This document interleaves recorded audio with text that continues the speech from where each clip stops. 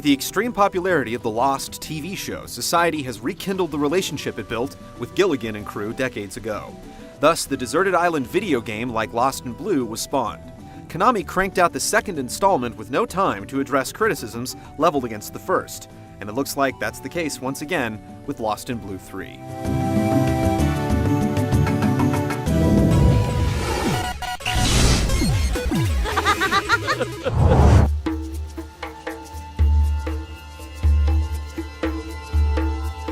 Just like the first two games, Lost in Blue 3 begins with the protagonist washed up on a beach, stranded on a mysterious and seemingly deserted island.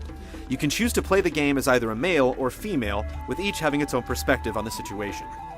No matter which character you choose, the plot remains the same. After you find shelter, you begin exploring the island looking for ways to escape, and you end up stumbling upon more than anticipated. The story does a decent job of aping Lost, the TV show, with the supernatural element and dangerous island natives. The problem is that the exposition unfolds so slowly that it becomes impossible to tolerate the game's issues.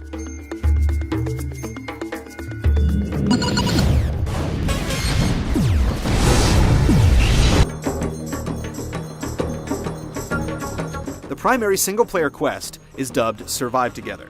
You begin by choosing one of two characters and then attempt to keep breathing as long as possible. While it would have been nice to have a two-player cooperative quest, instead, you have the option to play the various mini-games via local wireless. Aside from a frivolous time-based survival option, that's where the gameplay options end. Even so, the quest is quite meaty for a handheld game, as you'll get well over a dozen hours of play from the card. If you can stand it for that long.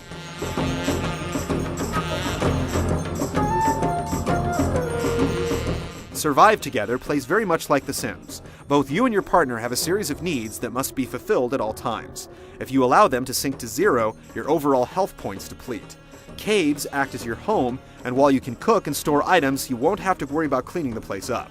Eventually, you'll run into other castaways and move into new caves, and you'll have to maintain their happiness as well.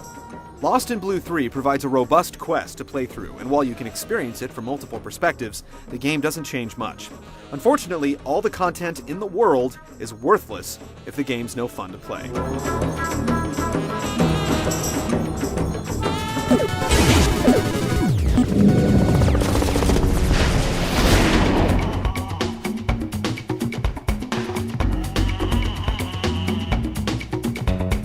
The gameplay primarily consists of running around the jungle, navigating its various hazards, trying to find clues, collecting food, and drinking water. Having to maintain the happiness of your partner can become a real pain. No matter how many times you take them to the water, right outside the cave, they'll never be able to find it themselves and quench their thirst. Instead, you have to take them there each and every time. And this is magnified when you add more castaways to your party, because you also can't take all of them to drink at once. This is made more confusing by the fact that you can send them out to collect food or run other errands, they just can't do it for themselves.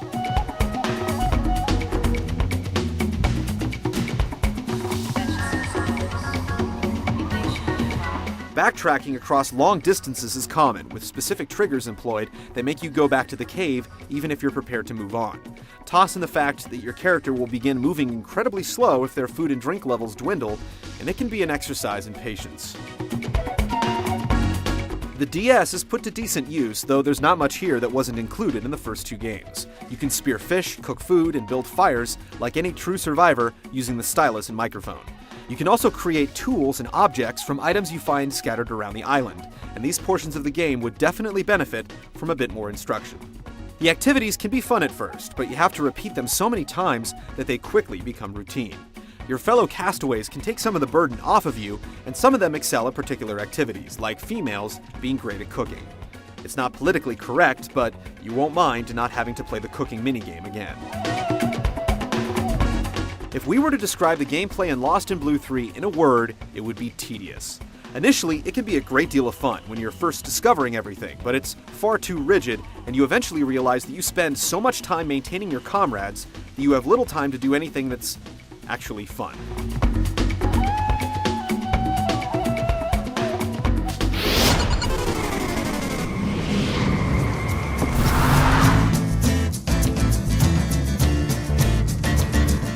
While the series hasn't improved much from a presentation standpoint over the years, Lost in Blue 3 is still a decent-looking 3D game for the DS. The animation is fluid, and the locales are generally worth seeing.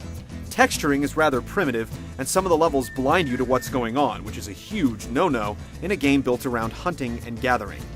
The audio fares about the same with a decent variety of well-mixed sound effects, but a lack of speech and repetitive music brings it down.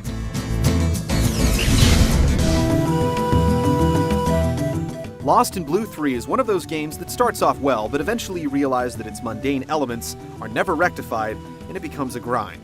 There are so many logic issues that after a few hours your disbelief will be completely unsuspended, and you won't care if the castaways live or die.